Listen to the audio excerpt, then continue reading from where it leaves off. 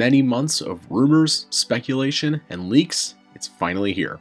The Final Fantasy VII Remake demo is finally here for all to enjoy. Well, if you have a PS4.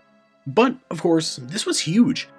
A bunch of embargoes lifted today for people who had seen the game extensively a couple weeks ago, and here I am now playing through the entire bombing run for like the 15th time. I covered this demo a few months ago when it first got leaked, and here I am finally playing it. But with that said, I want to go ahead and give my thoughts on that demo today, similarly to how I did the Persona 5 Scramble demo thoughts. Now, if you want to see some raw, uncut, no commentary gameplay of mine, I have a card up top where you can go look at my gameplay. So, let's take a look at the story, the combat, and the world we have access to in the demo. Also, there are going to be spoilers in here. So, if you don't like spoilers, click away now. Let's mosey. The demo covers the first chapter of Final Fantasy VII Remake, being the entire bombing run, which roughly takes about 45 to 50 minutes to complete, compared to the original, which is about 15 minutes at most, maybe 20. I'd like to start by talking about the story found in the demo first. Now, Remake at this point is simply a part 1 of the full experience. This is a modern retelling of the story in Midgar, expanded upon tremendously in both gameplay and story. Now, while I wasn't totally against this, I was also a little worried when this was announced. How could they make Midgar, a roughly 6-hour area in the original game, long enough to make it a full game without it feeling like it's padding it out? For me playing the entire demo over and over again, I'm happy to say, those worries have been alleviated a good bit, at least currently. Though my thoughts could change to the full game. One thing I'm extremely happy to see after playing it is the writing. It's on point in my opinion. Cloud is the douchey merc who wants his money while still having some of that dorky side to him. Barrett is the hot-headed leader of the group that is dedicated to his mission, and his speeches of course, and Jessie wants Cloud. All the characters, at least currently in the bombing run, are spot on. I was extremely worried that Cloud was going to have no signs of that dorkiness that he has to him in the original, and they show that here even a little bit. But on top of that, they somehow made this tiny little section in the original game into this massive scale section now, and it feels pretty solid story-wise. Small things like the banter between Cloud and Barrett, the lines Jessie throws at you while you're being hit by the lasers, the way she tries to flirt with Cloud a lot, seeing Biggs and Wedge have a bigger role and more personality to them, it's great stuff. I especially love the banter between Cloud and Barrett. What are you, 20-something? First. Huh? Soldier first class. Doesn't go into the 20s. The hell you talking about? I mean your age, not your goddamn rank. No, for all I know, a soldier's rank could be the same as his age. Guess that makes you a 1-year-old, huh? Live and learn. This is perfect. Jessie also ended up becoming a pretty big highlight too. Not just because of Erica Lindbeck's pretty goddamn great voice work, but her personality and charm. The way she sort of silently disses Barrett, constantly flirting with Cloud, and how much more she's involved with the chew up to the reactor is great stuff. Nomura said they want to expand these characters for the remake, and they've done a solid job of that so far. I do hope Biggs and Wedge are going to get more screen time though in the full game, as they did honestly feel pretty minimal here. There also is some brand new stuff story-wise though, not just expansions, but full-on new moments. Like how Cloud sometimes gives backstory in the enemies or the reactor itself, or some new flashes and everything. But there's also a big new change in here, which is the end of it. Jessie's bomb ends up going off, however, it's not that big. Shinra's Heidegger and the President are watching the whole time, and when the bomb doesn't do too much, they themselves blow up the reactor. Now, when I first saw this from the leak demo a few months back, this was a bit confusing to me. Why would Shinra do this? Then, as I looked back at more trailers, it hit me, and this is actually kind of smart writing-wise. We see President Shinra in the TGS trailer referring to Avalanche as allies of Wutai. So, Shinra could blow up the reactor and end up killing a bunch of people in the process and frame Avalanche for it. Unbeknownst to the people, this was Shinra's doing, and thus, they could start a war with Wutai. If this is what the writers were thinking, this is actually pretty goddamn smart, and I give them props. Plus, there's that weird throwaway line in the original from Jessie about how her bomb wasn't supposed to be that big. This is pretty smart. One last thing here, the voice work. Now, of course, the original VAs from the compilation and such are not voicing these characters in the remake. This is a whole new cast. We have Cody Christian as Cloud, John Bailey as Barrett, Erica Lindbeck as Jessie, Gideon Emery as Biggs, and Matthew Lee Jones as Wedge. Yes, Badger's in a Final Fantasy game. Overall, I really like the cast. The highlights so far are definitely Jessie, Barrett, and Cloud's new VAs, because they're all doing a damn good job. I think they all have a lot of energy that works for these characters and how they've written them in the remake.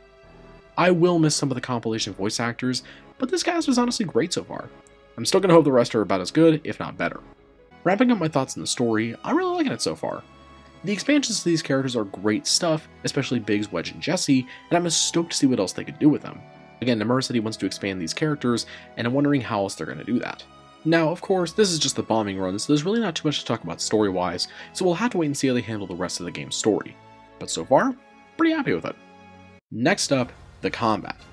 Now, of course, Final Fantasy VII Remake has changed the battle system from the original quite a bit, going from a turn-based RPG to a real-time action RPG.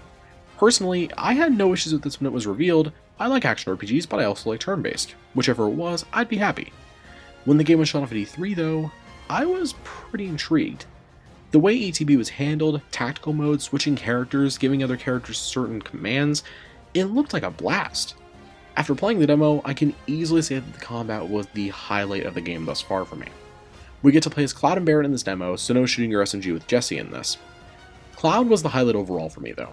Everything from simple strikes with the Buster Sword to using fire to using one of your abilities or of course Cross Slash was extremely satisfying, and it made Cloud a blast to play as. His controls feel smooth both in and out of battles and makes the combat feel great. Having to find that weakness of the enemy to build up that stagger gauge was fun as hell. Realizing the guard dogs were weak to fire or the sweeper being weak to thunder was really fun and rewarded me for going around and testing. But then you also have Barret.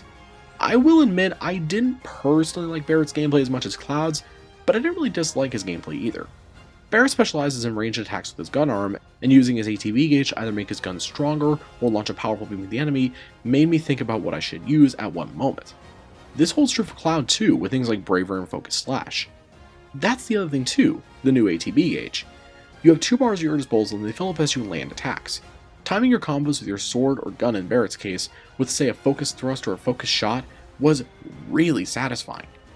It made me want to learn more and more about how to do it with each character, and I'm still doing so off camera. There was also the case of the difficulty. I played on normal for this playthrough and honestly, it wasn't easy. The combat, at least at first, was pretty tough.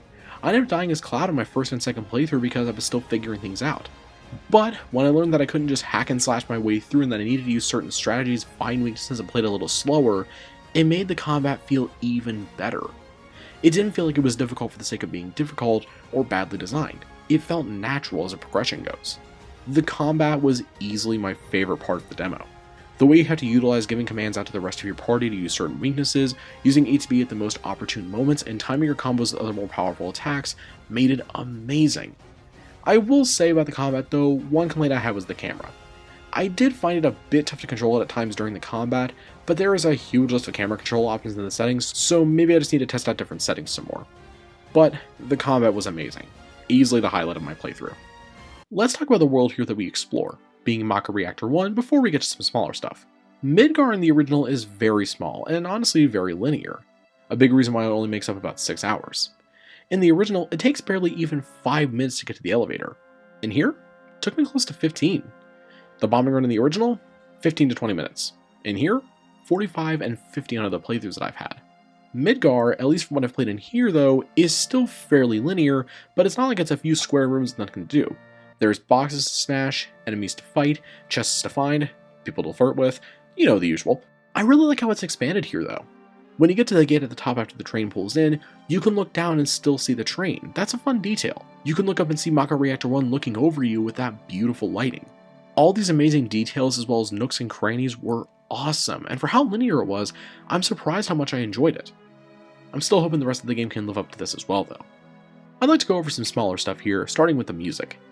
Final Fantasy VII is one of my personal favorite video game soundtracks, and I really enjoyed the music here a lot, both old and new arrangements. The new battle themes in the reactor, the Shinra theme, Those Who Fight Further, and so many more. I love the music here, but I did miss the victory fanfare a little bit. Visuals. Dear God, the visuals. I can easily say Square switching over to the Unreal Engine was one of the best decisions they could have made. First Kingdom Hearts 3 and now this. This looks beautiful. I can see this man's pores. This is gaming in 2020. But seriously, the visuals are incredible, and some of the best I've ever seen in this generation. The sparks flying off of Cloud's sword and Barret's bullets, the fire effects after and during the Scorpion fight, so much of it is amazing. I guess I should get into some of the negatives though. Yeah, I don't think I have any big ones to be honest. The most I can say is that I don't think some of the music has the same punch in the original due to how orchestrated it is this time around, but it was still a great listen. And I honestly think that's it. I'm not trying to fanboy here or anything, or try to ignore flaws. I really don't have any other big ones from this demo, honestly. The fact that I'm actually able to play this demo after months of it being leaked and rumored, I love it. The more I play, the more I fall in love with it. It's an amazing time, and the fact that this is simply just a portion makes me so pumped to see what else they can have in store. And hey, who knows, the rest of the thing could be crap. It could easily be bad and they just nailed the bombing run. But after playing it, I think we're in good hands here. So, that's my thoughts. So with that said, what did you all think of it? If you've played the demo, what did you think of it after playing it, both positives and negatives? Comment below and let me know. Thank you all very much for watching, have a great night, and signing off. Peace out, soldiers.